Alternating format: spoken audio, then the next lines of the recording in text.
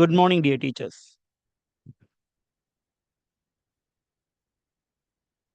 In today's class, we are going to deal with Plato from literary criticism. நம்மளுடைய சிலபஸ்ல criticism ஏரியால நமக்கு கொடுத்துருக்கக்கூடிய அந்த ஃபர்ஸ்ட் சாப்டர் இதுதான். The contribution of Plato and Aristotle to literary criticism. So literary criticism அப்படிங்கிற area எப்பவுமே English லிட்ரேச்சர்ல சேலஞ்சிங்கா பார்க்கப்படக்கூடிய ஒரு ஏரியா. ஸோ இப்போ மேத்தமெட்டிக்ஸ் நிறைய பேருக்கு கஷ்டமா இருக்கும். அதனால தான் நம்ம இங்கிலீஷ் லிட்ரேச்சர் எடுத்திருப்போம். ஸோ இங்கிலீஷ் லிட்ரேச்சர்ல இருக்கக்கூடிய ஒரு ஃபார்முலா நிறைந்த தியரிட்டிக்கல் ஏரியா வந்து லிட்ரரி கிரிட்டிசிசம். தொடக்க காலகட்டத்தில் அது லிட்ரரி கிரிட்டிசிசமா இருந்து அப்படியே தியரியா கன்வெர்ட் ஆகிருக்குது. நம்ம சிலபஸ் பொறுத்த வரைக்கும் டிஆர்பியில கிரிட்டிசிசமும் அவைலபிளா இருக்கு, தியரியும் அவைலபிளா இருக்கு. ரெண்டையுமே நம்ம கத்துக்க போறோம். ஸோ ஒரு ஸ்ட்ராங்கான ப்ராவர்ப் நம்ம வச்சிருக்கிறோம். என்ன அப்படின்னா, உன்னுடைய எதிரி யார் என்று சொல், நீ யார் என்று நான் சொல்கிறேன். அதாவது இதனுடைய ஓல்டு வெர்ஷன் வந்து உன்னுடைய நண்பன் யார் என்று சொல், நீ யார் என்று சொல்கிறேன் அப்படின்ட்டு. நான் இப்போ வந்து அதை அப்படியே மாத்திட்டாங்க. உன்னுடைய எதிரி யார் என்று சொல், உன்னுடைய குவாலிட்டி என்ன அப்படிங்கிறத நான் சொல்றேன். அப்படிதான் ஒரு லிட்ரரி அஸ்பிரண்ட், ஒரு இங்கிலீஷ் லிட்ரேச்சர் அஸ்பிரண்ட், நீ எவ்வளவு பிரில்லியன்ட், நீங்க எந்த ஸ்டேஜ்ல இருக்கிறீங்க, நீங்க ரொம்ப வந்து ஸ்டாண்டர்டா இருக்கிறீங்களா, இல்ல லோ லெவல்ல இருக்கிறீங்களா அப்படிங்கிறத ஒரு ஸ்டேட்டஸ தீர்மானிக்கக்கூடிய ஒரு ஏரியா இந்த லிட்ரரி கிரிட்டிசிசம். ஸோ இது வந்து ஒரு பெரிய மாமலை அப்படின்னு எல்லாம் நான் சொல்றதுக்கு இல்லை, சரிங்களா? சில விஷயங்களை பிராக்டிக்கலா பேசிப்போம். இதனுடைய ஏரியா ரொம்ப கம்மி, சரிங்களா? when we compare with ஹெல் ஆர் லாங்குவேஜ் அண்ட் லிங்குஸ்டிக்ஸ் கம்பேர் பண்ணும்போது இதனுடைய ஏரியா ரொம்ப கம்மி. ரிப்பீட்டட் கொஸ்டின்ஸ் நிறைய கேட்டுக்கிட்டே இருப்பாங்க இந்த ஏரியால, லிட்ரரி கிரிட்டிசிசம்ல அண்ட் தியரிலையும் அப்படிதான். ஏன்னா ரொம்ப ஏரியா ரொம்ப ரொம்ப கம்மி, யாரும் அதிகமா கான்சென்ட்ரேட் பண்ண மாட்டாங்க. 10ல இருந்து 15 கேள்விகள் கண்டிப்பாக இதுக்குள்ள நீங்க எதிர்பார்க்கலாம். 10க்கு குறைவா வராது, 15க்கு மேல போகாது. ஸோ இதை நம்ம தைரியமா அணுகுவோம். இப்ப இருக்கக்கூடிய இந்த எலெக்ஷன் ட்ரெண்டை நம்ம என்னைக்குமே கிளாஸ்க்குள்ள இன்வால்வ் பண்ணிட்டு இருக்கோம் இல்லைங்களா? ஸோ பிரச்சாரம் பண்றது ஓகே, நம்ம ஒரு லிட்டரரி பீஸ் மாதிரி போறோம், பிரச்சாரம் பண்றோம், வர்றோம். ஆட்சி நடத்துறது, எதிர்கட்சிகளை ஃபேஸ் பண்றது வெரி வெரி டிஃபிகல்ட். ஸோ இது ரொம்ப டிஃபிகல்ட்டான ஏரியா, இதை நான் பண்ண மாட்டேன், இதை தவிர்த்து மீதி எல்லாம் பண்ணி நான் ஸ்கோர் பண்றேன் அப்படின்னா அது சரி கிடையாது. எல்லாத்தையும் நம்ம ஃபேஸ் பண்ணி தான் ஆகணும். ஸோ லாங்குவேஜ் அண்ட் லிங்குஸ்டிக்ஸா இருந்தாலும் நீங்க தான் எழுதணும், கிரிட்டிசிசமா இருந்தாலும் நீங்க தான் எழுதணும். சார் இது ரொம்ப கஷ்டமாலாம் இருக்குது, உங்களுக்கு மட்டும்தான் கஷ்டமா? இல்ல, நம்ம கூட அப்ளை பண்ணக்கூடிய அனைத்து அஸ்பிரண்ட்ஸ்க்குமே இது ரொம்ப கஷ்டமான ஒரு சப்ஜெக்ட் தான். அதுல பாதி ஸ்டெப் எடுத்து வச்சு பின்னாடி வைக்கக்கூடியவங்க தான் நிறைய பேர். யாரும் முழுசா தாண்டி போக மாட்டாங்க. நாம அதை முழுசா தாண்டணும், சரிங்களா? நீங்க பண்ண வேண்டிய ஒரே விஷயம், நாம கொடுத்திருக்க நோட்ஸ் உங்க கையில மெட்டீரியல் இருக்குது இல்லைங்களா? அந்த மெட்டீரியலை பேஸ் பண்ணி தான் நான் இந்த வகுப்புகளை எல்லாத்தையும் கொண்டு போவேன். அதை கையில வச்சுக்கிட்டு நம்மளுடைய வகுப்பை நீங்க பார்த்துக்கிட்டீங்கன்னா ரொம்ப ஈஸியா இருக்கும். ஒன்ஸ் கிளாஸ் முடிஞ்ச அப்புறம் நீங்க ஹேண்ட் ரிட்டன் நோட்ஸை எடுக்க ஆரம்பிங்க. இப்ப சில அடிஷ்னல் இன்ஃபர்மேஷன்ஸ் மெட்டீரியல்ல இல்லாத விஷயங்கள் நான் கொடுக்கும்போது அதை நீங்க அங்க நோட் பண்ணிக்கலாம். ஒரு ஓல்டு கொஸ்டின் பத்தி சொல்றது, ஏதாவது கீ நோட் சொல்றது, அதெல்லாம் நீங்க நோட் பண்ணிக்கங்க. மத்தபடி ஒரு 80% உங்க மெட்டீரியல்ல இந்த திங்ஸ், இந்த கண்டென்ட் அவைலபிளா தான் இருக்கு. ஒன் மோர் திங், நீங்க கையில வச்சிருக்கக்கூடிய அந்த மெட்டீரியல் அப்படிங்கிறது it's prepared for UGC net exam, சரிங்களா? அதுதான் அதனுடைய பேஸ். அதை சிம்பிளிஃபை பண்ணி தான் உங்களுக்கு அந்த யூஜிடிஆர்பிக்கான அல்லது பிஜிடிஆர்பிக்கான மெட்டீரியல் கையில கொடுக்கப்பட்டிருக்கு. அது லாங்குவேஜ் அண்ட் லிங்குஸ்டிக்ஸா இருந்தாலும் சரி, கிரிட்டிசிசம் அண்ட் தியரியா இருந்தாலும் சரி, யுஜிசி நெட்டுக்கு ப்ரிப்பேர் பண்ண மெட்டீரியலை தான் சிம்பிளிஃபை பண்ணி அதுல நிறைய விஷயங்கள், வேண்டாத விஷயங்களை ரிமூவ் பண்ணி உங்களுக்கு கொடுத்துருக்கோம், சரிங்களா? அதனால உங்களுடைய மெட்டீரியலுடைய அந்த சத்து, அந்த கண்டென்ட்னுடைய ஸ்ட்ரென்த் அப்படிங்கிறது ரொம்ப நல்லா, சரிங்களா? அதை பேஸ் பண்ணி நம்ம கிளாஸையும் கவனிங்க, அது போதுமானது. கிரிட்டிசிசத்தை நம்ம தூள் தூள் ஆக்கிடலாம். ஃபர்ஸ்ட் நம்ம வந்து ஷெட்யூல் கொடுக்கும்போது நான் பிளாட்டோ அண்ட் அரிஸ்டாட்டில சேர்த்து தான் கொடுத்துருந்தேன். பட் கொடுக்கும்போது கிட்டத்தட்ட ஒரு 1.5 hour ஒரு கிளாஸ் போற மாதிரி இருந்தது. ஸோ கிரிட்டிசிசம் பொறுத்த வரைக்கும் நம்ம கொஞ்சம் கொஞ்சமா கத்துக்கிட்டா ஈஸியா இருக்கிற மாதிரி உங்களுக்கு ஃபீல் ஆகும். ஸோ தட்ஸ் வை இன்னைக்கு பிளாட்டோ மட்டும். அடுத்த வகுப்புல அரிஸ்டாட்டில பார்த்துக்கலாம். சரிங்களா? முதல்ல பிளாட்டோ. சரிங்களா? 427 to 347 பிசி பிஃபோர் கிரைஸ்ட். இது ஏன் சார் மாத்தி போட்டுட்டோமா ஒருவேளை அப்படின்னு கேட்டீங்கன்னா, இல்ல. கிமு அப்படின்னா இந்த ரிவர்ஸ்ல தான் இயர் வந்துகிட்டே இருக்கும். 427 கிறிஸ்துவுக்கு முன் அதுல பிறந்து 347 இவர் இறந்திருக்கணும். அப்படி இதெல்லாம் வந்து ஒரு ஒரு ஒரு அசம்ஷன்ல தான் போட்டிருக்கு. இதை வந்து பிக்சடா இப்படித்தான் சொல்ல முடியாது. ஸோ இந்த காலகட்டத்தை ஒரு கோல்டன் ஏஜ் அப்படின்னு சொல்றாங்க. அதாவது கிரேக்க கிரேக்க இலக்கியங்கள் தான் அன்னைக்கு இருந்தது. வேற ஒன்றும் இலக்கியங்கள் அன்னைக்கு புதுசா வரல. ஓகேங்களா? இன்னைக்கு நம்ம தமிழ் லிட்ரேச்சர் அதுக்கு முன்னாடியே இருந்ததுனால சொல்றோம். பட் உலக அளவுல ஏற்றுக்கொண்ட விஷயம் இந்த கிரேக்க இலக்கியங்கள் தான் அன்னைக்கு இருந்தது. அப்படிப்பட்ட ஒரு கோல்டன் பீரியட்ல பிளாட்டோ வாழ்ந்தாரு. அண்ட் சோசியல் கிளைமேட் பாத்தீங்கன்னா, ஏதென்ஸ் நகரம் தன்னுடைய டிக்ளைனை சந்திச்சுட்டு இருக்கக்கூடிய, தன்னுடைய சரிவை சந்தித்து இருக்கக்கூடிய காலகட்டம் அது. இவருடைய காலம் அப்படிங்கிறது பாத்தீங்கன்னா, பிலோபோனிசியன் வார் அப்படிங்கிற மிகப்பெரிய போர் ஏதென்ஸுக்கும் ஸ்பார்ட்டா நகரத்துக்கும் இடையில நடந்துட்டு இருக்கும். 2 அரசாங்கத்துக்கு இடையில. இந்த போர்ல ஸ்பார்ட்டா தான் வின் பண்ணுவாங்க. இதை நோட் பண்ணி வச்சுக்கோங்க. ஸ்பார்டன் வான் அப்படின்னு எழுதிக்கங்க. சரியா? சோ இதனால ஏதென்ஸ் நகரம் ஒரு சரிவை சந்திச்சுது. இந்த ஒரு கொலாப்ஸ், அரசியல் நிலையற்ற தன்மை, இது வந்து சொசைட்டினா எப்படி இருக்கணும்? நம்ம இப்போ வந்து ஒரு ஒரு பெர்ஃபெக்ட் இல்லாத இம்பெர்ஃபெக்ட் சொசைட்டில வாழ்ந்துட்டு இருக்கோம். அப்போ டெமோக்ரஸினா என்ன? பெர்ஃபெக்ட்டான சொசைட்டி எப்படி இருக்கணும்? நியாயம்னா என்ன? அரசாங்கம்னா எப்படி இருக்கணும்? அப்படிங்கிறதெல்லாம் பத்தி சிந்திக்கிறதுக்கான ஒரு தேவை பிளாட்டோவுக்கு இருந்தது. ஸோ இந்த தேவைகளை எல்லாம் தன்னுடைய ஒர்க்ல ப்ரொடியூஸ் பண்ணாரு பிளாட்டோ. ரொம்ப சிம்பிள். இவருடைய காலத்துல சொசைட்டி ரொம்ப டிக்ளைனா இருந்தது. லிட்ரேச்சர் பாத்தீங்கன்னா கோல்டன் ஏஜ் தான். இதுல சந்தேகம் இல்ல. பட் பாலிடிக்ஸ் வந்து டிக்ளைனா இருந்தது. அங்க என்னென்ன தேவைகள் இருந்ததோ அதெல்லாம் எழுதணும், ஒரு தத்துவங்களாக படைக்கணும் அப்படின்னு பிளாட்டோ முடிவு பண்ணார். இது சிம்பிளா புரிஞ்சுதுங்களா? எஸ். சரி, இப்ப அடுத்தது மூவ் ஆகும். பிளாட்டோவுடைய வாத்தியார். இது முதல்ல ஒரு கேள்வியா வரலாம். சரிங்களா? பிளாட்டோவுடைய வாத்தியார் பேர் Socrates. Socrates, Plato, Aristotle and Alexander. இந்த லைன் அப் உங்களுக்கு தெரிஞ்சுக்கிட்டா ரொம்ப ஈஸியா இருக்கும். சரிங்களா? சாக்ரட்டிஸ் தான் முதல்ல தொடங்குவாரு.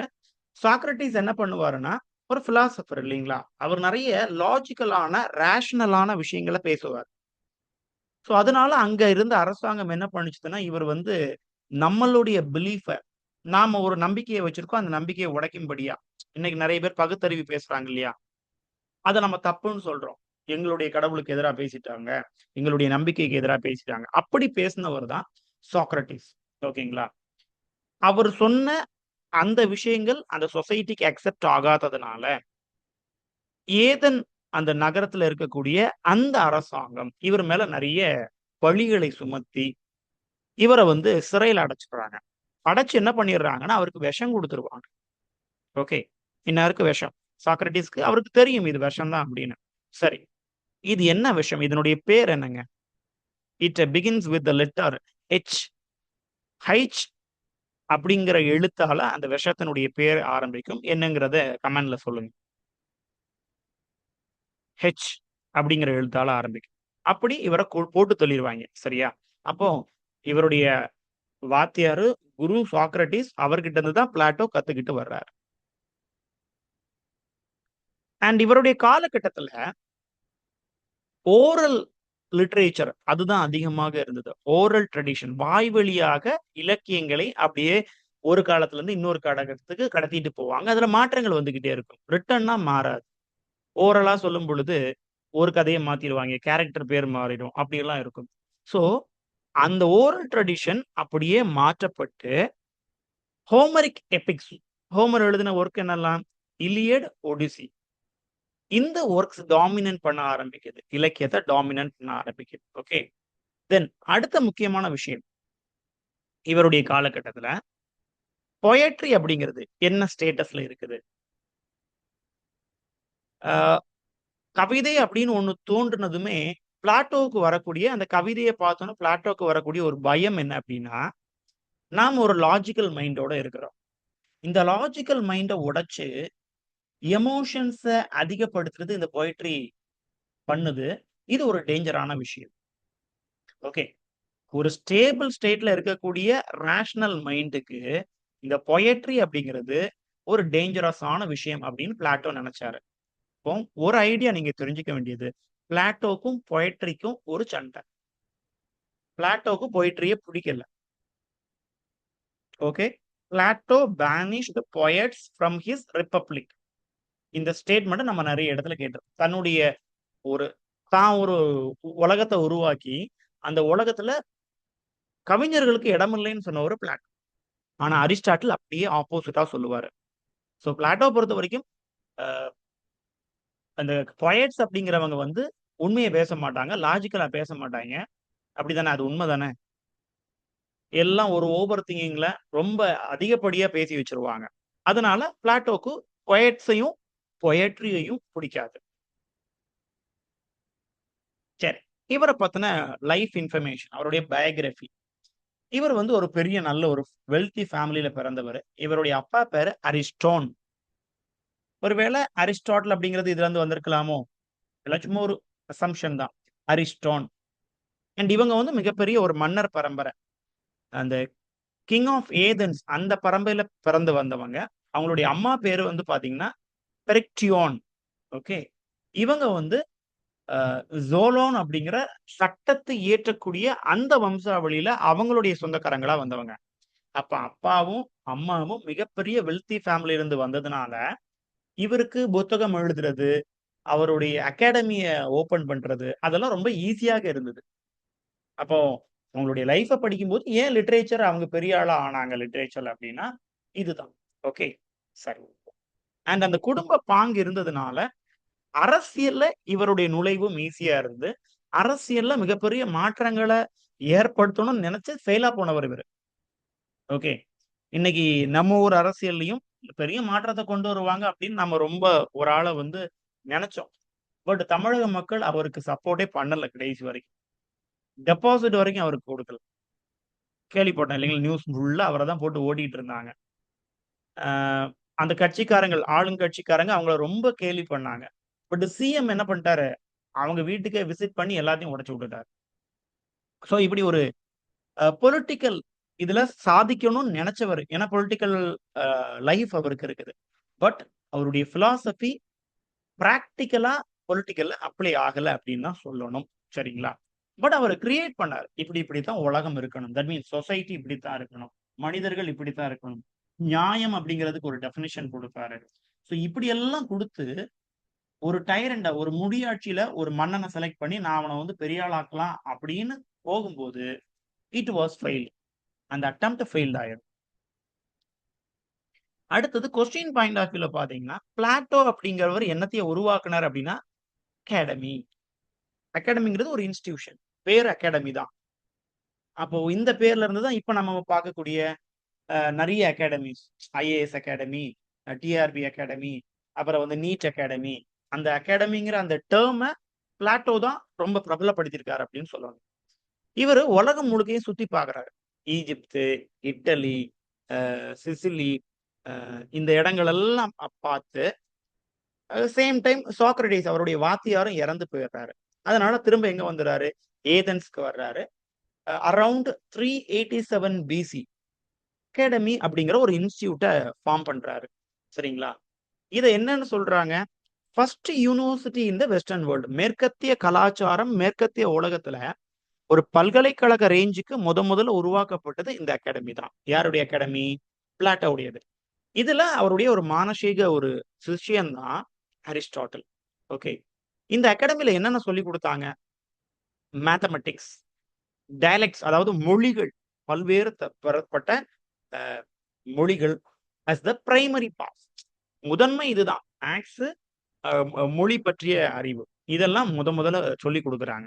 மத்தபடி எல்லா அறிவுகளும், நாலேட்ஜும் இங்க பரவி கிடக்குது. இது ஒரு அருமையான பிக்சர்ங்க. எல்லா டிபார்ட்மெண்ட் சார்ந்த ஒரு ஒரு ஒவ்வொரு ஸ்காலர்ஸும் இங்க இருந்து டிஸ்கஸ் பண்றது, எழுதுறது, இது பிளாட்டோவாக இருக்கலாம். சரிங்களா? பிளாட்டோ அவருடைய சிஷ்ய பிள்ளையோட அரிஸ்டாட்டிலோட வர்ற மாரி அந்த சித்தரிப்பு இருக்கு. சோ, அ உண்மைன்னா என்ன? அத பத்தி நிறைய டிஸ்கஷன் இங்க நடந்தது. அண்டர்ஸ்டாண்டிங் த ஃபார்ம்ஸ், ஸ்ட்ரக்சர் என்ன அமைப்பியல்ல இந்த உலகம் இருக்குது, அத அறிஞ்சுக்கணும் அப்படின்னு முயன்றாங்க.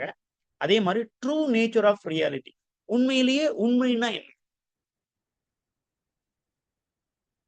உண்மை ஒரு ஒரு ப்ராடக்ட் இருக்குது. இது உண்மையா அப்படின்னு கேட்டீங்கன்னா, பிளாட்டோ சொல்றாரு, இல்ல இது பொய் அப்படின்றாரு. அப்ப எது உண்மை அப்படின்னா, உங்க மனசுக்குள்ள அந்த ப்ராடக்ட்ட பத்தி ஒரு எண்ணம் வந்திருக்கும் இல்லீங்களா? அதுதான் உண்மைன்றாரு. அதுதான் ஃபர்ஸ்ட் ரியாலிட்டி.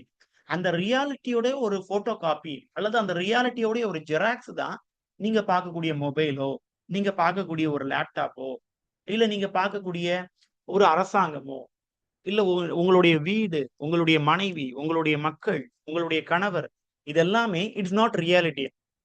அது வந்து ஜஸ்ட் அ காப்பியா. அப்ப ரியாலிட்டினா அந்தந்த ப்ராடக்ட்ட பத்தி உங்க மனசுல ஒரு எண்ணம் வந்திருக்கும் இல்லைங்களா? ரோசா பூ அப்டின்னா, அது லவ். அது வந்து நறுமணமாக இருக்கும். அது அழகா இருக்கும். அந்த மனபிம்பம் தான் உண்மை. இது யார் சொல்றா?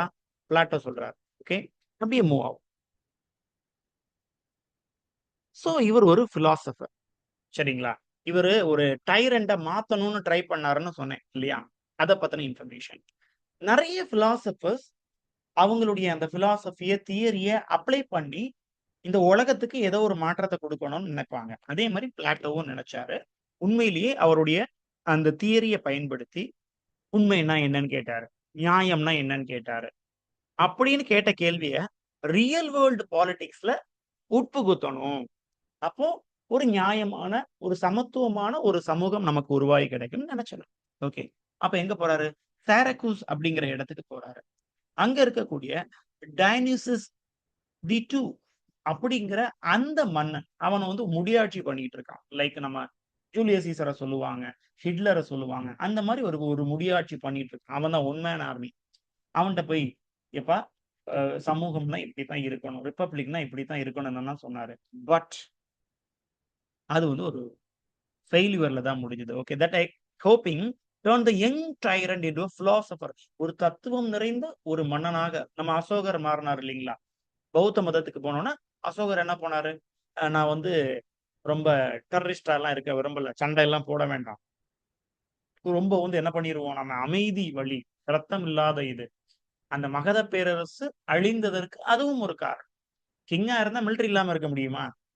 பீஸ் மட்டும்னு சொல்லிட்டு இருக்க முடியுமா? இப்ப இந்தியா அமைதியை விரும்பக்கூடிய நாடு தான். ஆனா நம்ம அணு ஆயுதத்த வச்சுட்டு தான் இருக்கோம். சோ அப்படி ஒரு பிலாசபிய ஒரு மன்னனுக்கு சொல்லிக் குடுக்கலான்னு போய் ஃபெயில் ஆயி வந்துட்டாரு பிளாட்டோ. த எக்ஸ்பெரிமென்ட். அந்த சோதனை வந்து டிசாஸ்டர் ஃபெயில்யூர்ல முடிஞ்சது. தலைவர தூக்கி ஜெயிலுக்குள்ள வச்சுட்டாய்ங்க. "நீ எனக்கே சொல்லி தரியா?" அப்படின்னு ஒரு பெரிய பிலாசபர நாம இன்னைக்கு பேசிட்டு இருக்கக்கூடிய பிளாட்டோவ ஜெயிலுக்குள்ள வச்சுட்டாய்ங்க. அதுக்கப்புறம் அவருக்கு பிணைய தொகையெல்லாம் குடுத்து, அவர என்ன பண்றாங்க, திரும்ப ஏதென்ஸ் கூட்டிட்டு வந்து எழுத வைக்கிறாங்க. வேற பிளாட்டோவ. சரி. மில்டன் மில்டன் ஒரு ஸ்காலர ஜெயில்ல போய் சந்திப்பாரு. யாருங்க? மில்டன் இதே மாரி ஒரு ஸ்காலர இம்ப்ரிசன் பண்ணி வச்சிருப்பாங்க. அவர ஜெயில்ல போய் சந்திப்பார். அது யாருன்னு சொல்லு. சரி. இப்ப அவருடைய முதன்மையான வொர்க்ஸ் எல்லாம் பத்தி பார்க்கிறோம். இப்ப கிரிட்டிசிசம் ஆஃப் பிளாட்டோ அல்லது contribution of a Plato to literary கிரிட்டிசிசம்னு கேட்டாங்கன்னா, அவங்களுடைய வொர்க்ல அவங்க சொன்ன விஷயங்கள் தான் அந்த கிரிட்டிசிசம்ஸ். சரிங்களா? அவங்க ஒரு வொர்க்ல ஏதாவது ஒரு விஷயத்த பத்தி, ஒரு கான்செப்ட்ட பத்தி பேசியிருப்பாங்க. அதுதான் அவங்களுடைய கிரிட்டிசிசம். தவிர்த்து கிரிட்டிசிசம்னா ஒரு பெரிய மலை கிடையாது. இப்போ பிளாட்டோ அப்டின்னா ரிப்பப்ளிக். அத வந்து ஒரு 80% நீங்க படிச்சுட்டீங்க. அதுல என்னென்ன பாயிண்ட்ஸ் இருக்கோ அதெல்லாம் படிச்சுட்டீங்கன்னா, பிளாட்டோ ஓவர்ங்க. அதே மாரி அரிஸ்டாட்டில் படிக்கணும் அப்டின்னா, பொயட்டிக்ஸ் படிச்சுட்டீங்கன்னா போதும். சோ ஆஃப்டர் தி கிளாஸ் பிளாட்டோவும், அப்புறம் அரிஸ்டாட்டிலும் முடிஞ்ச அப்புறம் நீங்க சம்மரி படிங்க. இப்ப மேக்ஸிமம் அதனுடைய முக்கியமான பாயிண்ட்ஸ் எல்லாமே நம்ம இந்த கிளாஸ்க்குள்ள கொண்டு வந்துட்டோம். இருந்தாலும், தனியா உங்களுக்கு வாய்ப்பு கிடைச்சது அப்டின்னா, பிளாட்டோவுடைய ரிப்பப்ளிக், அரிஸ்டாட்டிலுடைய பொயட்டிக்ஸ். இந்த 2 வொர்க்கையும் கொஞ்சம் விலாவாரியா படிச்சுக்கிட்டீங்கன்னா, இந்த சாப்டர் லிட்டரரி கிரிட்டிசிசம்ல பிளாட்டோ அண்ட் அரிஸ்டாட்டில நீங்க முடிச்சு வச்சிடலாம். சரி. இப்போ முக்கியமான வொர்க்ல முதல்ல நம்ம ரிப்பப்ளிக்க டீட்டெயில்டா பார்த்துட்டு, மத்த எல்லா வொர்க்கையும் கொஞ்சம் ஒரு பிரீஃப் ஸ்டடி பண்ணிட்டு போவோம். ஓகே. முதல்ல ரிப்பப்ளிக். பொலிட்டியா.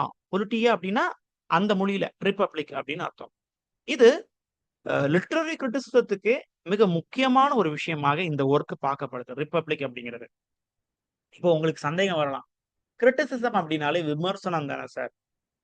ஒரு ஒர்க்க இன்னொருத்தன் விமர்சனம் பண்ணணும். இப்போ திரைப்படம் பார்க்குறோம், ஒரு திரைப்படம் வெளிவருது, அந்த திரைப்படத்தை நம்ம விமர்சனம் பண்றோம், அது திரை விமர்சனம் இல்லைங்களா? இப்போ லிட்ரரி விமர்சனம் அல்லது லிட்ரரி கிரிட்டிசிசம் அப்படிங்கிறது ஒரு ஒர்க்க ப்ரொடியூஸ் பண்ணணும், அந்த ஒர்க்ல இருக்கக்கூடிய நல்லது கெட்டத ஒரு கிரிட்டிக் பேசுவான், அதுதானே லிட்ரரி கிரிட்டிசிசம். அப்ப இத ஏன் லிட்ரரி கிரிட்டிசிசம்னு சொல்றோம்னா, கிரிட்டிசிசத்துல பல வகைகள் உண்டு. நாம இப்போ ட்ரெண்டிங்ல பார்த்துட்டு இருக்கக்கூடிய அந்த கிரிட்டிசிசம் எல்லாம் டிஸ்கிரிப்டிவ் கிரிட்டிசிசம். என்னம்மா? Descriptive criticism. அதாவது விமர்சனம் பண்ணக்கூடிய ஒரு கிரிட்டிசிசம் சரிங்களா? ஒரு இண்டிவிஜுவல் ஒர்க்க எடுத்து அதுல இருக்கக்கூடிய நல்லது, கெட்டது எல்லாத்தையும் பேசுறது. நாம இன்னைக்கு மாடர்னா பார்க்கக்கூடிய டிஸ்கிரிப்டிவ். இந்த பிளாட்டோ, அரிஸ்டாட்டில், அந்த லாங்கினஸ் இவங்கெல்லாம் பண்ணது லெஜிஸ்லேட்டிவ் கிரிட்டிசிசம். அதாவது சில சட்டங்கள் நம்ம இயற்றணும். சில ரூல்ஸ் அண்ட் ரெகுலேஷன், சில தத்துவங்கள வச்சு தான் நாம வந்து லிட்டரேச்சரே ப்ரொடியூஸ் பண்ண முடியும். அப்போ ஒரு இலக்கியத்துக்கு தேவையான விஷயங்கள். ஒரு இலக்கியத்துக்கு எபிக் வேணுமா? எலிஜி வேணுமா? ட்ராஜடி வேணுமா? காமெடி வேணுமா? ரியாலிட்டினா என்ன? இப்படிங்கிற ஒரு பேசிக் சென்ஸ டிஸ்கஸ் பண்றது தான் லெஜிஸ்லேட்டிவ் கிரிட்டிசிசம். அதத்தான் பிளாட்டோவும், அரிஸ்டாட்டிலும் பண்றாங்க. ஓகே. அதுல ரிப்பப்ளிக்ல என்னென்ன சொல்றாங்க? அது என்ன ஃபார்ம்ல எழுதப்பட்டிருக்கு? இத கேள்வியா கேட்கலாம். It is written in Socratic dialogue form. சரியா? ஒரு டயலாக் எக்ஸ்சேஞ்ச் மாதிரி கொடுக்கப்பட்டிருக்கு. அதாவது இந்த இதனுடைய புரோட்டகனிஸ்டே சாக்ரட்டிஸ் தான். ரிப்பப்ளிக்கினுடைய புரோட்டகனிஸ்ட் வந்து சாக்ரட்டிஸ். அவர் அப்படியே நடந்து போய் ஒரு கூட்டத்தை கிரியேட் பண்ணுவாரு. அந்த கூட்டத்துல இருக்கக்கூடிய தனக்குன்னு ஒரு சொசைட்டிய கிரியேட் பண்றாரு. அந்த சொசைட்டி தான் ரிப்பப்ளிக். அந்த ரிப்பப்ளிக்ல யாரெல்லாம் இருக்கலாம், யாரெல்லாம் இருக்கக்கூடாதுங்கிற டிஸ்கஷன் நடக்குது. அப்ப இவரை இருக்க வைப்போம். இதெல்லாம் கண்டிஷன்ஸ். இதுல வந்து எல்லாரும் மன்னர் தான், எல்லாரும் மக்கள் தான். இதுல வந்து பொயட்ஸ்க்கு இடம் கிடையாது. இப்படிங்கிற விஷயங்கள் நடக்குது. அதனுடைய மெயின் தீம் அப்படின்னா, it explores the definition of justice. நியாயம்னா என்ன? அல்லது நீதினா என்ன? அதுக்கான டெஃபினிஷன் நெறைய முறை கொடுக்கப்படுது. ஓகே. அதுக்கப்புறம் ஒண்ணு நியாயம்னா என்னங்கிறத சொல்றாங்க. இன்னொன்னு ஐடியல் சிட்டி. ஒரு நல்ல சமூகம் அப்படிங்கிறது, இங்க சிட்டி ஸ்டேட்ங்கிறத நீங்க கன்ஃப்யூஸ் பண்ண வேண்டாம். ஒரு சமூகம், ஒரு சமுதாயம் அப்படிங்கிறது, ஒரு நல்ல சமுதாயம். ஐடியல் சிட்டி அப்படிங்கிறது எப்படி இருக்கணும்? இந்த பிராக்கெட்டுக்குள்ள நம்ம குடுத்துருக்கோம் பார்த்தீங்களா? Kallis police. இதுதான் அவர் உருவாக்குன அந்த சிட்டியினுடைய பேரு. உட்டோப்பியா மாதிரி. நமக்கு உட்டோப்பியான்னா என்னன்னு தெரியும். நோவேர். ஒரு கற்பனையான ஒரு உலகம். அதே மாரி அவருக்கு ஒரு என்னென்ன ஒரு சொசைட்டில இருக்கணும்னு நெனச்சாரோ, இப்ப நாம என்ன நெனைப்போம்? ஒரு சொசைட்டி. இப்ப புதிய ஒரு சொசைட்டி உருவாயிருக்கு. புதிய அரசாங்கம் உருவாயிருக்கு. எல்லாருக்கும் வேல. குடுக்கவே முடியாது. எல்லாருக்கும் அரசாங்க வேல முடியுமா? முடியாது. பட் என்ன பண்ணலாம்? குடும்பத்துல ஒருத்தனுக்கு குடுக்கலாம். குடும்பத்துல ஒருத்தனுக்கு அரசாங்க வேல. எப்படி இருக்கும் அந்த சொசைட்டி? நல்லா இருக்கும் சார். சரி. நாம கொஞ்சம் முட்டாளா தான் இருக்கிறோம். ஆனா அரசாங்க வேலைய குடுத்து, உங்கள அறிவாளியா மாத்தக்கூடிய அந்த உரிமை அரசாங்கத்துக்கு உண்டு இல்லையா?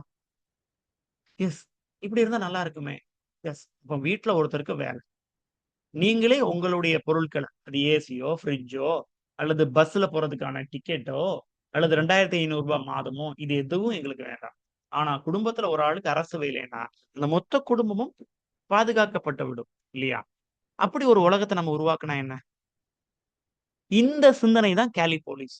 இந்த சிந்தனை தான் உட்டோப்பியா. நமக்குன்னு ஒரு உலகத்த உருவாக்குறோம்ல. அதே மாரி அந்த காலத்துல இந்த பிலாசபர்ஸ் அவங்களுக்குன்னு ஒரு உலகம் இப்படி இருந்தா எப்படி இருக்கும்னு சிந்திச்சு உருவாக்கியிருக்காங்க. சோ இதுல முக்கியமான கான்செப்ட்ஸ் இந்த ரிப்பப்ளிக்ல இந்த சமுதாயத்துக்குள்ள அவர் பேசுனதுல முக்கியமான கான்செப்ட் இந்த கேவ், அலிகரி ஆஃப் கேவ். அதாவது என்ன அப்படின்னா, இதுக்கு நெறைய பிக்சர்ஸ் கிடைக்குதுப்பா. இந்த அலிகரி ஆஃப் கேவ்ன்னு நீங்க Googleல சர்ச் பண்ணீங்கன்னா நெறைய பிக்சர் இருக்கும். இருக்கதுல ஓரளவுக்கு நல்ல பிக்சர் இது நல்லா இருந்தது. அதனால தான் எடுத்து நான் இத உங்களுக்கு குடுத்துருக்கேன். இது என்ன அப்டின்னா, இதுதான் உலகமா. அதாவது மக்கள் இப்படித்தான் வாழ்ந்துட்டு இருக்காங்க சொசைட்டில. உலகம்ங்கிறது வெளிய இருக்கு. ஆனா, இதுதான் தன்னுடைய உலகம்னு நெனச்சுக்கிட்டு, நெறைய பேர் இன்னும் வாழ்ந்துட்டு இருக்காங்க பாருங்க. இதுதான் உலகத்துல இருக்கக்கூடிய மக்கள். இதுதான் அவங்க நெனச்சுட்டு இருக்கக்கூடிய உலகம். ஆக்சுவலா ரியாலிட்டி இங்க இருக்கு. அந்த உலகத்த விட்டு உண்மையிலேயே வெளிய தான் இருக்கு ரியாலிட்டி. நாம ஒரு கிணத்துக்குள்ளேயே இருந்துகிட்டு, இதுதான் ரியாலிட்டின்னு நெனச்சுட்டு இருக்கோம். ஆனா இதே ஒரு பொய்மை தான், இதே ஒரு பொம்மை தான் இல்லைங்களா? ஒரு ஜாடி, அப்புறம் ஒரு குதிரை, அப்புறம் ஒரு பறவை, இப்படின்னு இது ஒரு ரவுண்டு இப்படின்னு இருக்குது. இதே இங்க இருந்து ஒரு 4, 5 பேர் என்ன பண்றாங்க? ஒரு பொம்மை மாதிரி இங்க வச்சிருக்கானுங்க. அந்த பொம்மையினுடைய ஷேடோ தான் இங்க அடிக்குது. நாம இந்த ரியாலிட்டில இருந்து விலகி, இந்த ரியாலிட்டில இருந்து விலகி, இதுதான் ரியாலிட்டின்னு நாம நெனச்சுட்டு இருக்கோம். கிணத்து தவளையாக வாழ்ந்துட்டு இருக்கோம். என்னுடைய ஜாதி தான், என்னுடைய மதம் தான், என்னுடைய மொழி தான் அப்படின்னே வாழ்ந்துட்டு இருக்கிறோம். நீங்க அத வுட்டு, நமக்கு எவனோ ஒருத்தன் இந்த பிம்பத்த காமிச்சுட்டு இருக்கான். அத நாம கவனிக்கணும். அப்புறம் ஒரு ஒளி நமக்கு தெரிஞ்சுட்டு இருக்கு. ஏற்கனவே இந்த ஒளியினுடைய ஷேடோ தான் இத ரியாலிட்டியா காமிச்சுட்டு இருந்தது. இது வந்து 2 பக்கமும் ஹெல்ப் பண்ணுது. இந்த பக்கம் குகையினுடைய வெளிப்பகுதிக்கு போறதுக்கும் இது ஹெல்ப் பண்ணும். இதுதான் ரியாலிட்டின்னு நம்புறதுக்கும் இதுதான் வழிவகை பண்ணுது. அப்ப நாம என்ன பண்ணணும்? இதுலருந்து கொஞ்சம் கொஞ்சம் வெளிய வந்து, இந்த நெருப்ப பயன்படுத்தி, இந்த குகையிலிருந்து வெளிய போறாங்களா? இப்படி வெளிய போயி, ரியாலிட்டின்னா என்னன்னு தெரிஞ்சுக்கணும். இல்லையா? இது ஒரு அருமையான மெட்டபர். இன்னைக்கு நாம இப்படித்தான் வாழ்ந்துட்டு இருக்கிறோம். இல்லையா? இப்போ இன்னைக்கு இருக்கக்கூடிய அரசாங்கத்த எதிரா பேசக்கூடியவங்க இத எடுத்துக்கிட்டாங்கன்னா, இந்த ஷேடோ தான், இந்த சினிமாட்டிக் பிம்பம் தான் ரியாலிட்டின்னு நாம நெனச்சுட்டு இருக்கோம். இல்லையா? அப்ப மக்கள் என்ன பண்ணணும்? இந்த சினிமேட்டிக்க உடணும். இந்த பொலிட்டிக்ஸ் இதுவுமே பொய் தான். இதையும் உட்டுட்டு, அதாவது அ முந்தைய கட்சி, ஒருத்தருக்கு வேண்டி தான் ஓட்டு போடுவேன். அப்படிங்கிறதெல்லாம் உட்டு, உலகத்த விட்டு வெளிய வந்து பார்க்கணும். இந்த கிணட்ட விட்டுட்டு வெளிய வந்து பார்த்தீங்கன்னா, உண்மை என்னங்கிறது தெரியும். ஏன்னா, மேல் தட்டுல இருக்கக்கூடிய இன்னைக்கு இருக்கக்கூடிய ஆளுங்கட்சி, எதிர்க்கட்சி, ஆண்ட கட்சி, ஆளவே முடியாத கட்சி, இவங்க எல்லாம் தலைவர்கள் எல்லாம் சேர்ந்து இருக்கிறாங்க. தொண்டர்கள் எல்லாம் அடிச்சிட்டு இருக்காங்க. சரிங்களா? அப்போ இன்னும் நாம கிணட்டு தவளையா தான் இருந்துட்டு இருக்கிறோம். சோ, உங்களுடைய வாழ்க்கை, நம்முடைய வாழ்க்கை நம் கையில் மட்டும் தான். அத மட்டும் புரிஞ்சுக்கிட்டு போயிருவோம். ரைட்?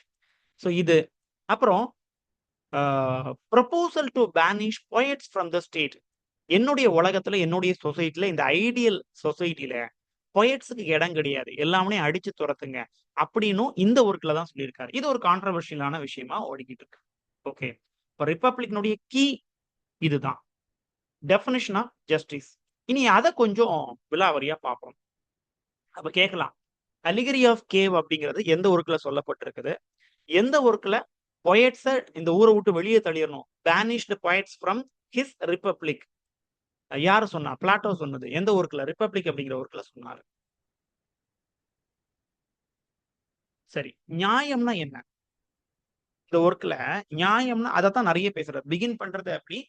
பேக்கன் தன்னுடைய ஆஃப் ட்ரூத்ஸ் அந்த ஒர்க்ல பிளாட்டோ சொன்னத வச்சு தான் ஆரம்பிப்பாரு. ஜஸ்டிஸ்னா என்ன? ட்ரூத்னா என்ன? அப்படின்னு ஆரம்பிப்பாரு. சாக்ரடீஸ் தான் இதனுடைய அந்த புரோட்டகனிஸ்ட் அந்த கேரக்டர் மாரி சொல்லப்பட்டிருக்கும். அவரு டிபேட் பண்றாரு. என்னது? What it means to be a just person. ஒரு நியாயமான மனுஷன்னா யாரு? நீங்க நியாயத்துக்கு ஏதாவது டெஃபினிஷன் குடுக்க முடியுமா? யாராலயும் குடுக்க முடியாது. மேபி நாம இப்படி சொல்லிக்கலாம். சந்தர்ப்பத்திற்கேற்ப மாறக்கூடிய ஒரு விஷயம் தான் நியாயம்.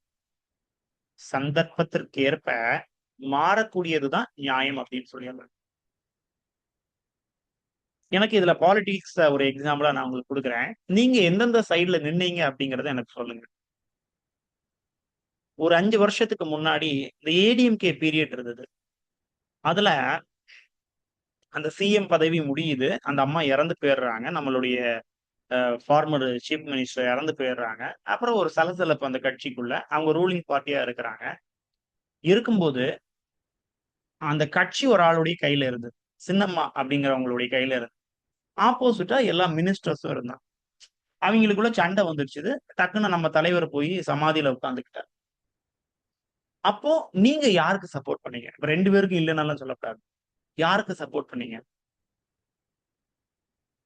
பெரும்பாலும் இதுல 90% ஆன மக்கள் வந்து ஓபிஎஸ் அண்ட் இபிஎஸ்க்கு சப்போர்ட் பண்ணும்.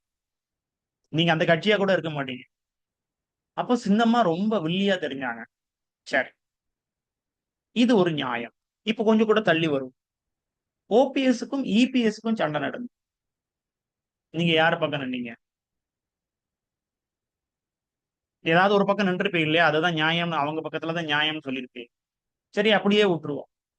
இப்ப இபிஎஸ்க்கும் இன்னொரு குரூப்புக்கும் சண்டை நடக்குது.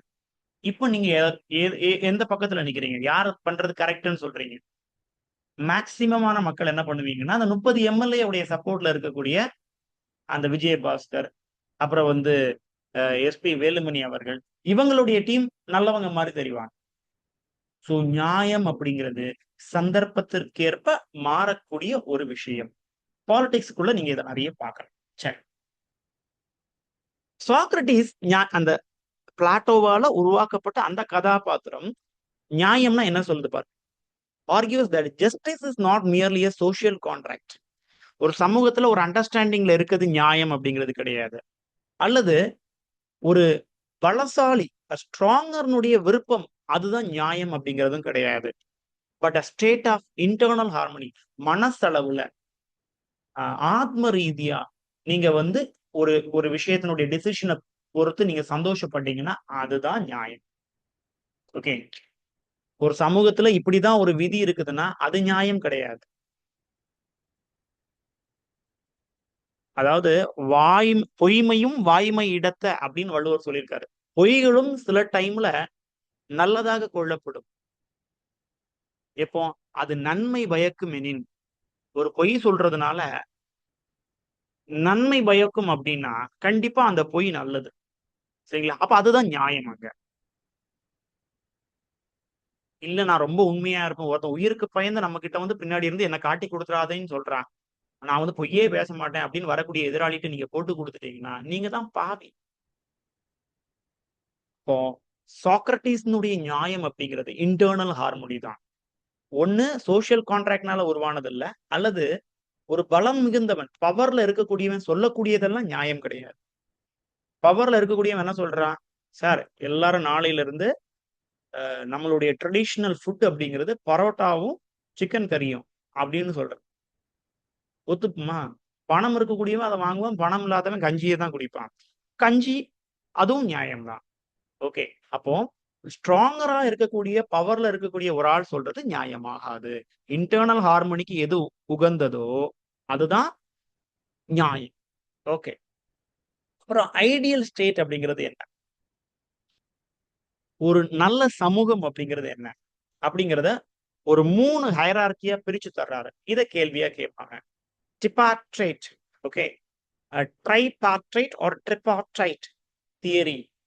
சோல்னுடைய 3 பரிமாணங்கள சொல்றாரு. Class philosopher kings. அவங்களுடைய காம்பனன்ட் வந்து ரீசன். அவங்க வந்து ரீசனை பேஸா வச்சுப்பாங்க. அவங்களுடைய வெர்ச்சு வந்து விஸ்டம்.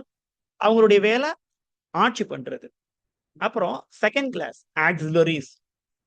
இது 3யும் புடிச்சுக்காங்க. Philosophers kings, logos, auxiliaries, thumos, producers, Eros.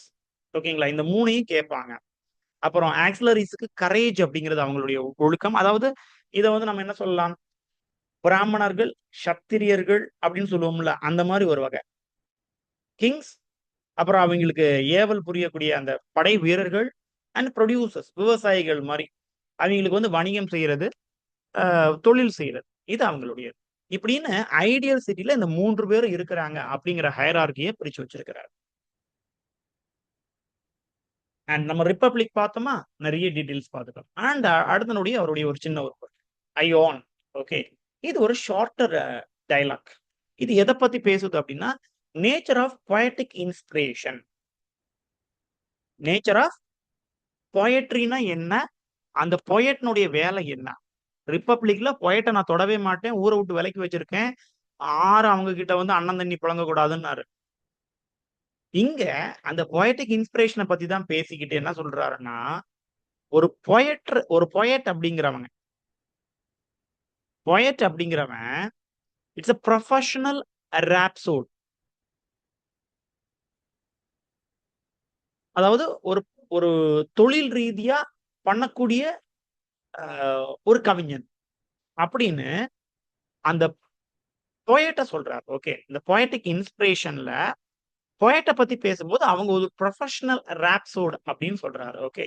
He argues and poets performance. அதாவது இந்த கவிஞர்கள் அப்படிங்கிறவன் இந்த கலைய உருவாக்க மாட்டான். Okay, he suggests poets performers do not create art or knowledge, but அதை உடைச்சு தள்ளுறதுக்கும் அதை நாசமா பயன்படுத்துறதுக்கு மட்டும்தான் அவனுக்கு தெரியும். ஒன்ஸ் அகைன் இந்த பாயிண்ட் பாருங்க, அயோன் அப்படிங்கிறதுல பொயட்டிக் இன்ஸ்பிரேஷனை பத்தி சொன்னாரு. அது வந்து ஒரு ப்ரொஃபஷனல் ஒர்க்கா பண்ணப்பட்டு இருக்கு அப்படின்னு சொல்றாங்க. அண்ட் அவங்க எந்த ஒரு நாலேஜையும் எந்த ஒரு டெக்னாலஜியையும் புதுசா உருவாக்குறது கிடையாது. தவிர்த்து அவங்க என்ன பண்ணுவாங்கன்னா, ஒரு மேட்னஸ், ஒரு பைத்தியக்காரத்தனத்துல ஒரு வித்தியாசமான உலகத்துல உட்கார்ந்துகிட்டு அன்ரிலையபிள் சோர்சஸ் ஆஃப் ட்ரூத்தை பத்தி சொல்லுவாங்க. நம்ம உண்மைக்கு சம்மந்தம் இல்லாத, நமக்கு லாஜிக்கலா சிங்க் ஆகாத சில விஷயங்களை பத்தி பேசிக்கிட்டே இருப்பானுங்களாம். இதுதான் பொயட்னுடைய வேலை அப்படின்னு இந்த அயான்ல சொல்றாரு. அப்புறம் சிம்போசியம். இந்த சிம்போசியத்துல நேச்சர் ஆஃப் லவ் பத்தி பேசுறாரு. ஓகே, இதெல்லாம் அந்த அளவுக்கு அந்த காலத்துல ரொம்ப பேசப்பட்ட விஷயம் இல்லை, பட் அதை பத்தி பேசுறாரு. And he introduce ladder of love. இதுல என்ன சொல்றாரு? He describes soul's ascent from the beauty of physical bodies to the beauty of laws and finally to the form of beauty itself. அந்த ஆன்மா அப்படிங்கிறது, அந்த உள்ளம் அப்படிங்கிறது, அந்த நம்மளுடைய வெற்று உடம்புல இருந்து வெளியே வந்து ஒரு புதிய ஒரு ஜீனா அல்லது புதிய ஒரு உலகத்துக்குள்ள அது ஃபார்ம் ஆகுது. That is form of beauty. Okay, ஒரு அழகாக உருவாகி நிக்குது. That is ladder of love. சரிங்களா? உள்ளம் தான் அன்பு அப்படிங்கிறதுக்கு தேவை, நாட் பிசிக். ஓகே, இது ஒரு ஐடியாவை கொடுக்குது. என்ன idea? Heart should lead the soul upward. ஒரு கவிதையோ ஒரு பெயிண்டிங்கோ அல்லது ஒரு சிலை வடிவமைப்போ நம்மளுடைய சோலை அப்படியே இழுத்து மேல கொண்டு போகும். Not keep it stuck in the physical world. இந்த சாதாரண உலகத்துல நம்மளுடைய ஆன்மாவை அந்த கலை உலாவ விடாது. அது தன்னகத்தை இழுத்து கொண்டு போயிடும். சரிங்களா? கொஞ்சம் பிலாசபிக்கலா இருக்கும், புரிஞ்சுக்கணும். இப்போ ஒரு ஒரு கவிதையை படிக்கிறிய, ஒரு பாட்டை கேட்கறிய, அப்படியே மெய்மறந்து இருக்கிறது இல்ல, எங்கேயோ டிராவல் பண்ண மாதிரி இருக்குதா? அதுதான் கலை அப்படின்னு சொல்றாரு இன் ஜெனரல்.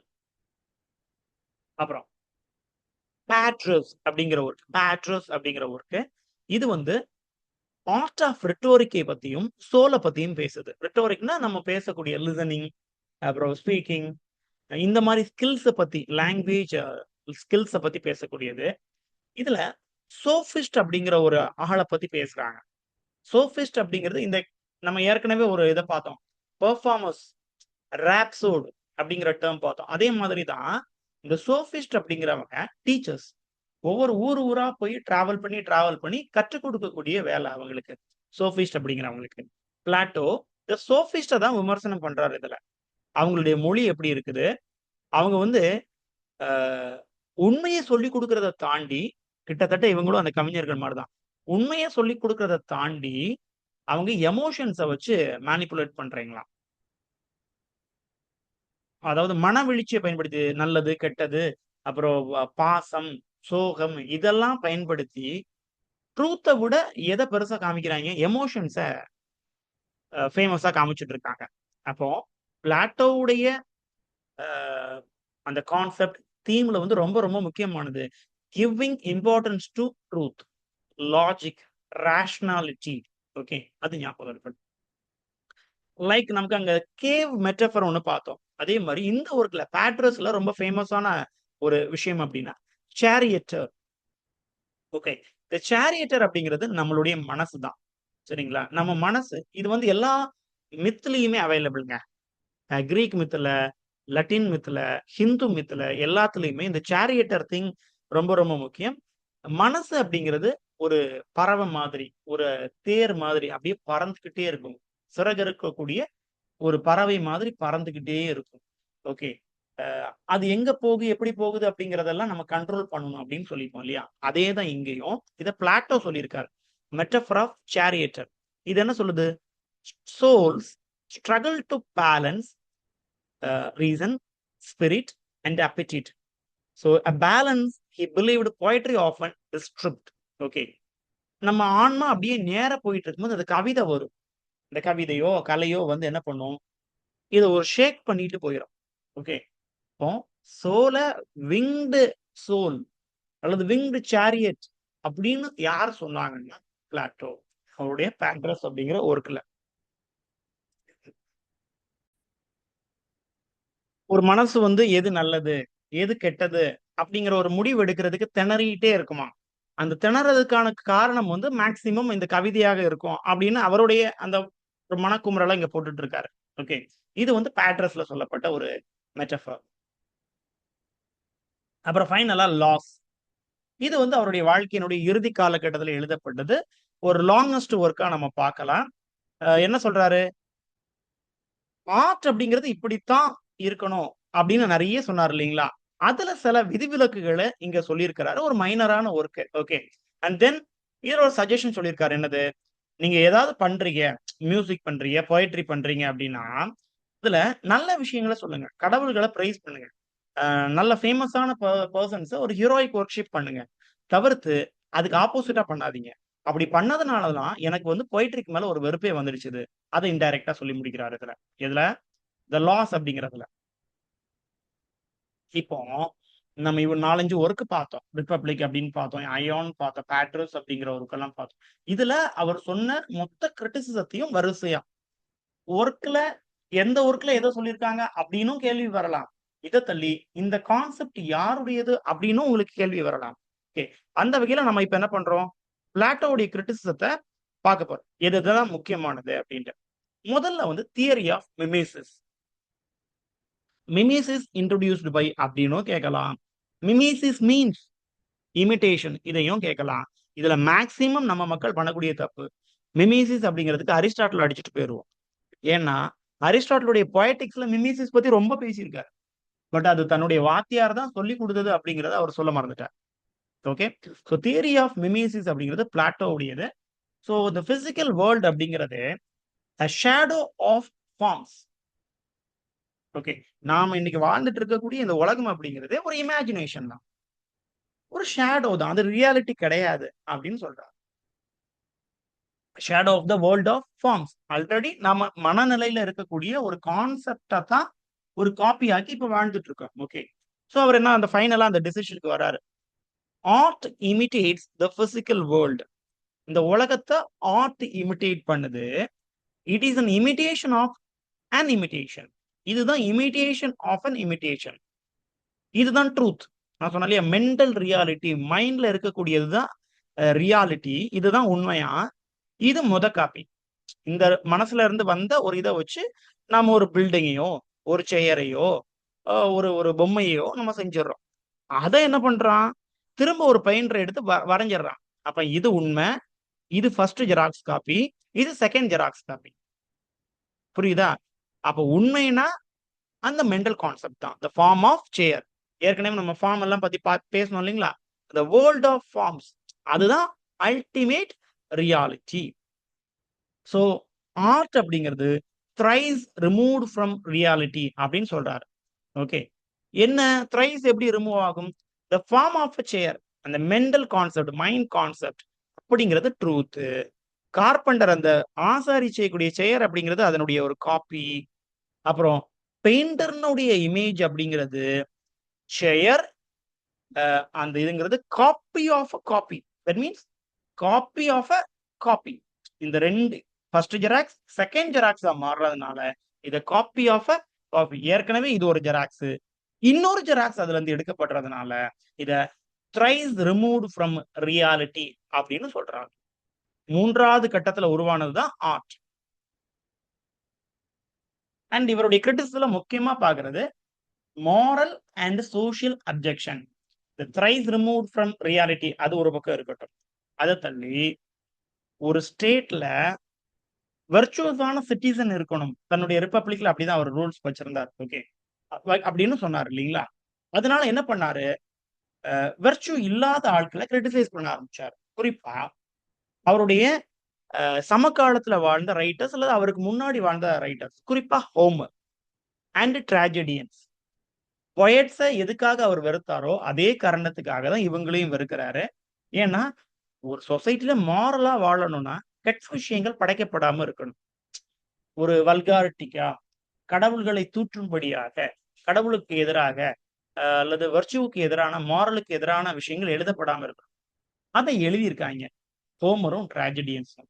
அதுல ஹீரோஸ ரொம்ப தப்பானவங்களாகவும், கடவுள்களை ரொம்ப லஸ்ட் நிறைந்தவர்களாகவும், இம்மாரலாகவும் காமிச்சிருக்காங்க. அதுக்கு எக்ஸாம்பிள் பார்த்தீங்கன்னா, சிஎஸ் அப்படிங்கிற அந்த king of gods, Greek myth படி கிங் ஆஃப் காட்ஸ். அவருக்கு ஏகப்பட்ட மனைவிகள். நம்ம ஊர்ல இந்திரன் இருப்பாங்க இல்லையா? அ இந்திரன் நெறைய இந்திரான் அந்த இது அவருக்கு வந்து மனைவிகள் நெறைய. மேனகா, ஊர்வசி அப்படின்னு நெறைய சொல்லுவாங்க. அந்த லஸ்ட் நிறைஞ்சதா வந்து கடவுள சித்தரிக்கிறது.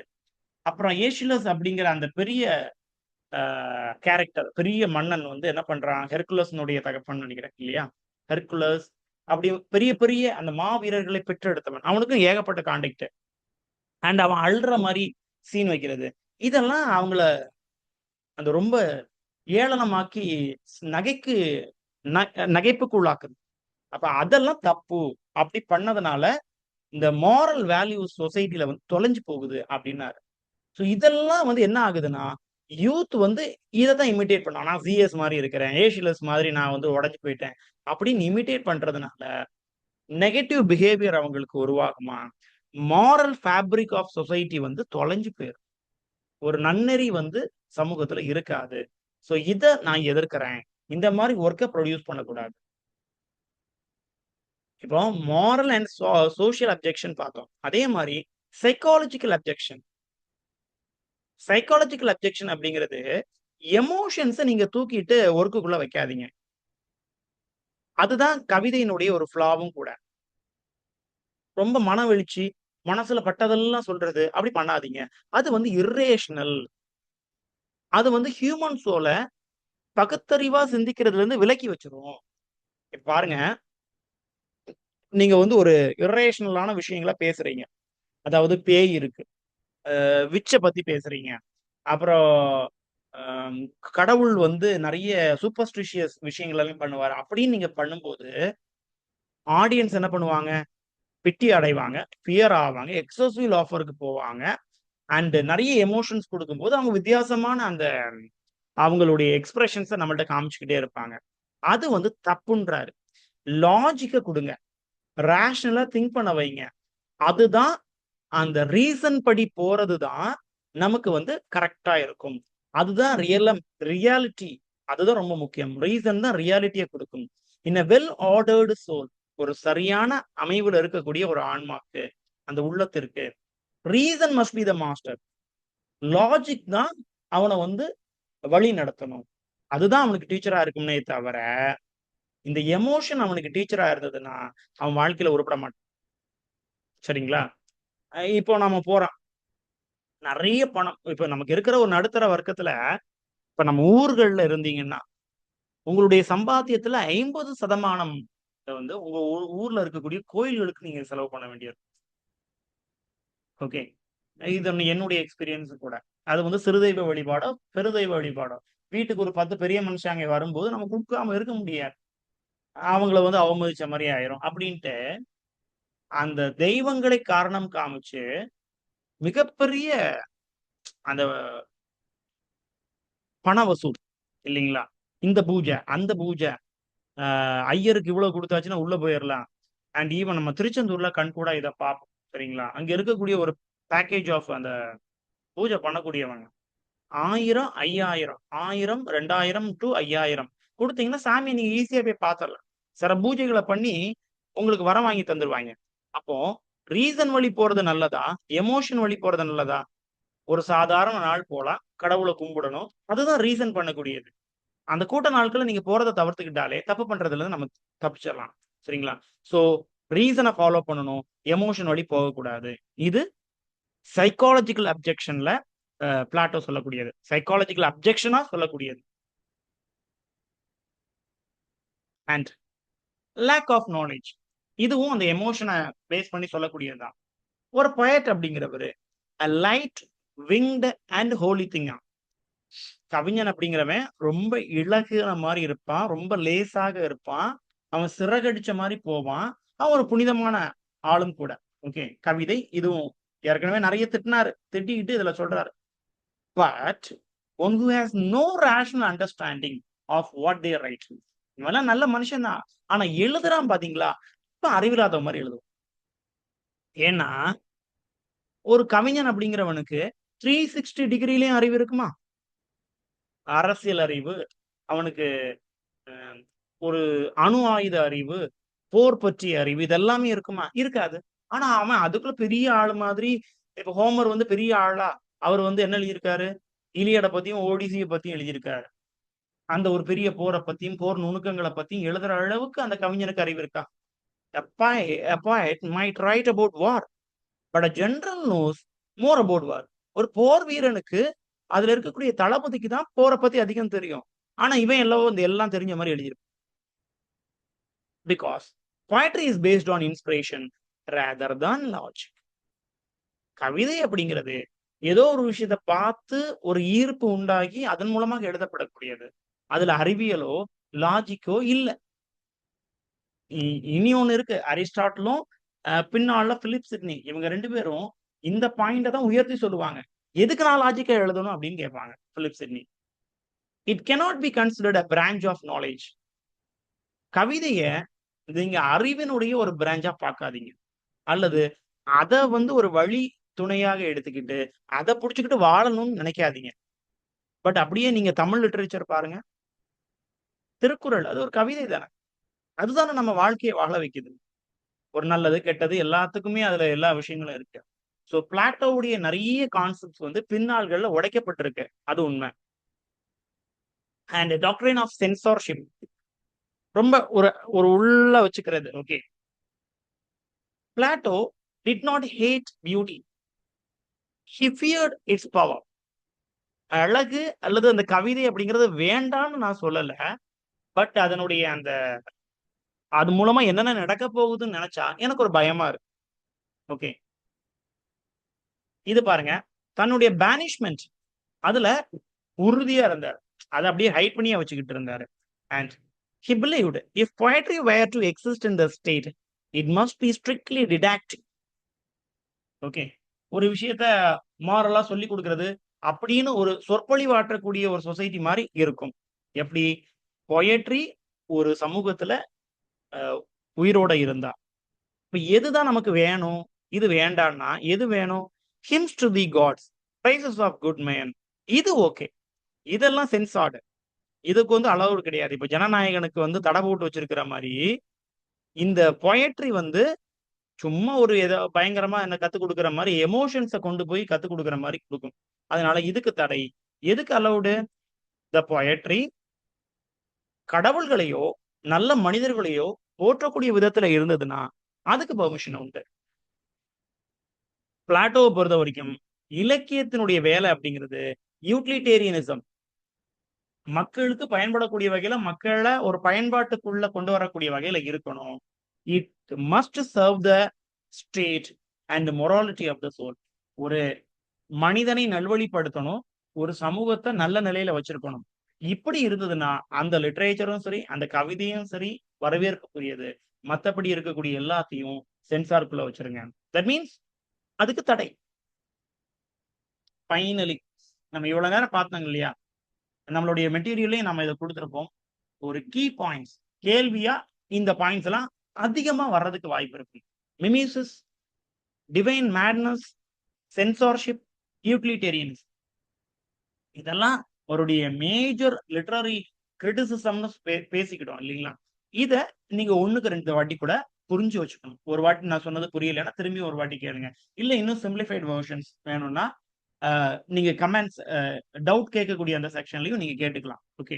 சோ நமக்கு தேவை கிரிட்டிசிசத்த ரொம்ப எளிமையா புரிஞ்சுக்கணும். So I try to give my simplified version. இதுல உங்களுக்கு ஏதாவது புரியாம இருந்தா, கண்டிப்பா 1, 2 விஷயங்கள் புரியாம இருந்ததுன்னா, தைரியமாக ஒரு வாய்ஸ் மெசேஜ் மூலமாகவோ, உங்களுடைய மெசேஜ் மூலமாகவோ நீங்க அத சிம்ப்ளிஃபை பண்ணி வாங்கிக்கலாம். ரைட்? சோ இன்னைக்கு முடிச்சுப்போம். நாளைக்கு வந்து நம்ம என்ன பண்ணிக்கலாம்? தட் மீன்ஸ் நெக்ஸ்ட் கிளாஸ்ல வந்து அரிஸ்டாட்டில் பார்க்கலாம். ஓகே?